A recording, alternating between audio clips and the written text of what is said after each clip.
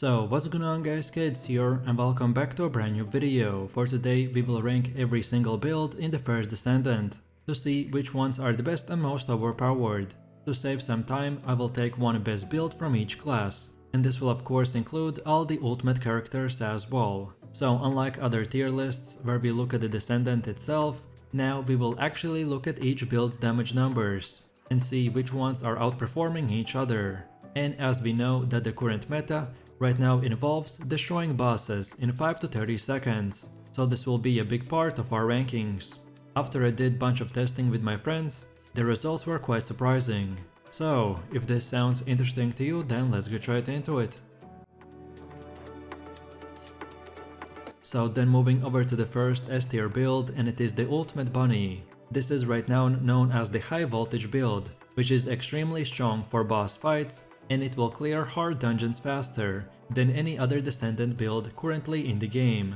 Right now record is about 13 seconds for the boss clear, but it would be even faster if you wouldn't have to wait for the buffs and you would just straight away attack the boss. The playstyle when fighting bosses is to stand within 10 meters and spam the double jump or ground slam damage proc and high voltage procs at the same time while moving around and shooting weak points. I recommend to use a gun with a decent hipfire accuracy, so you can shoot better while moving a lot, and usually players prefer the Thunder Cage or the Eternal Willpower. This build will also hit bosses differently depending on the resistances, but with a yellow reactor you will get crits between 500 to 800k per volt crit on boss. Dangerous Ambush is still very strong versus bosses, and even if you have aggro, then there are moments where the boss isn't casting and attacking you, then your Dangerous Ambush will proc as well.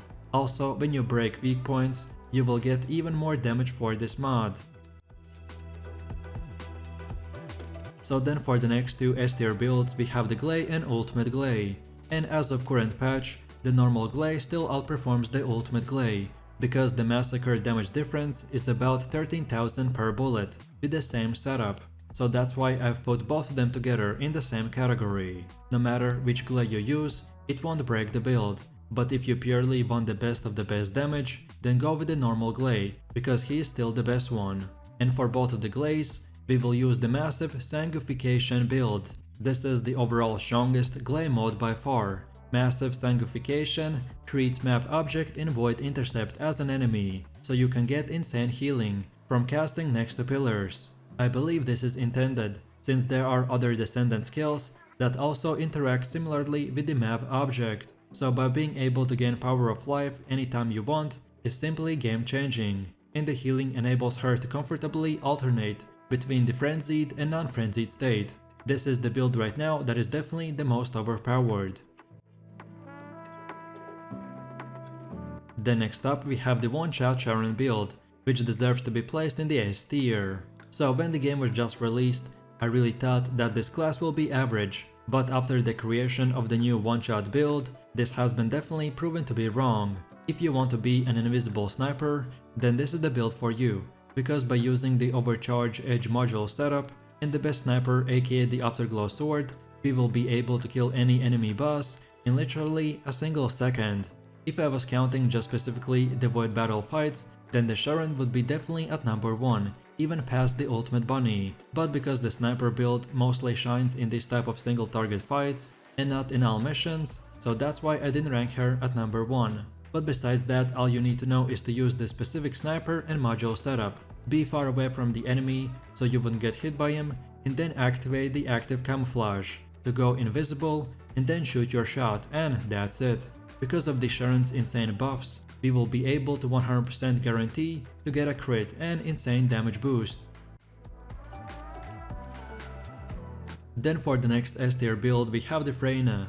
Recently there have been made new sub 30 second builds that can stack all of her poison buffs, and with god rolls, the Freyna can now easily solo bosses as well. The main part that this build is made around is the Venom synthesis. The Freyna will get a lot more poison damage on the boss if you increase her skill damage. She will also usually take aggro in solo or group play, so that's why we will be using an SMG, and the best ones usually are the Python or the Eternal Willpower.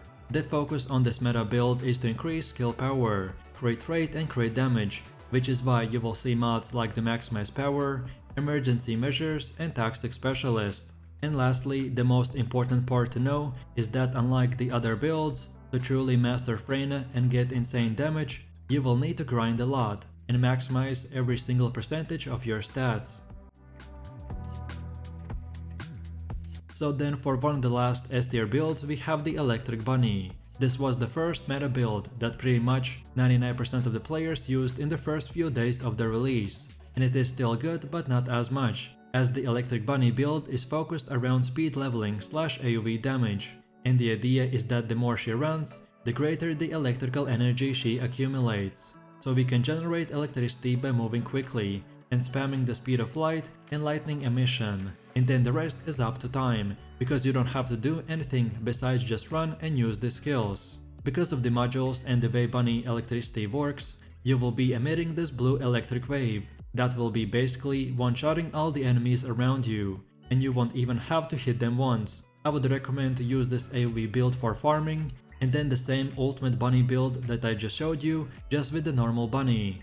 It will still do really good damage, but just not as much. So because of the normal bunny variety, she still deserves to be in the S tier.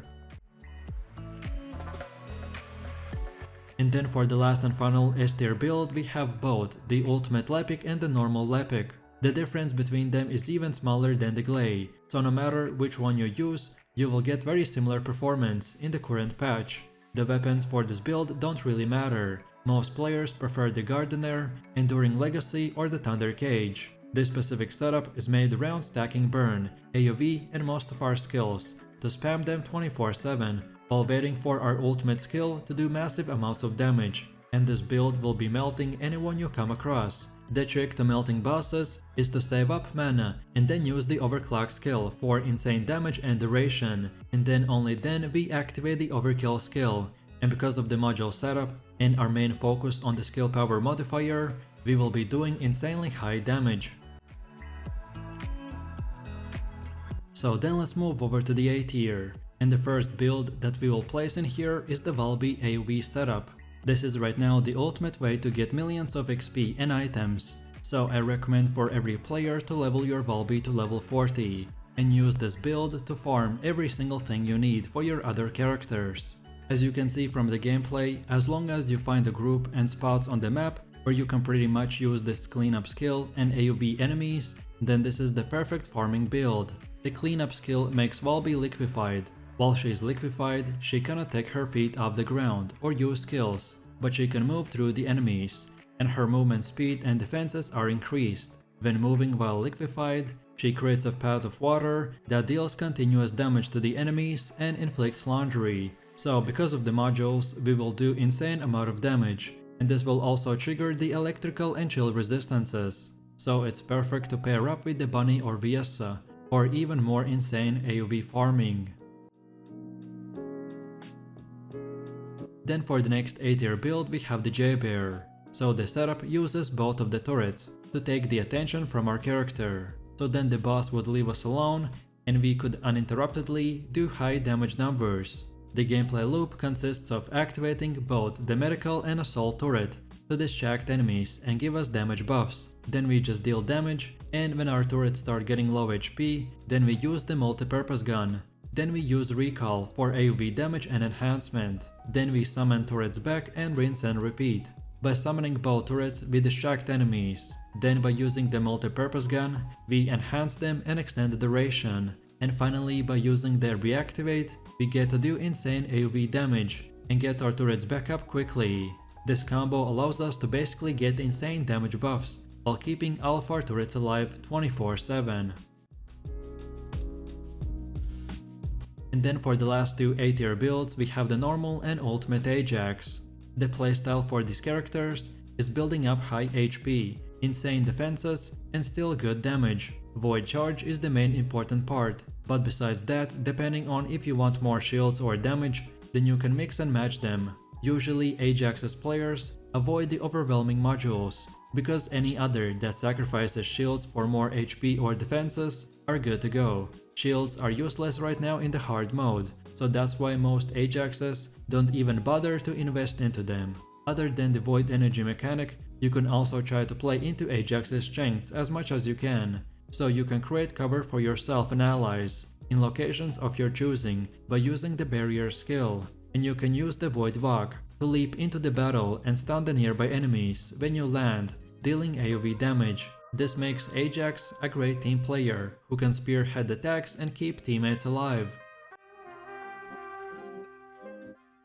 Then next up we have the normal and ultimate Viessa, and both of them deserve to be placed right in the B tier.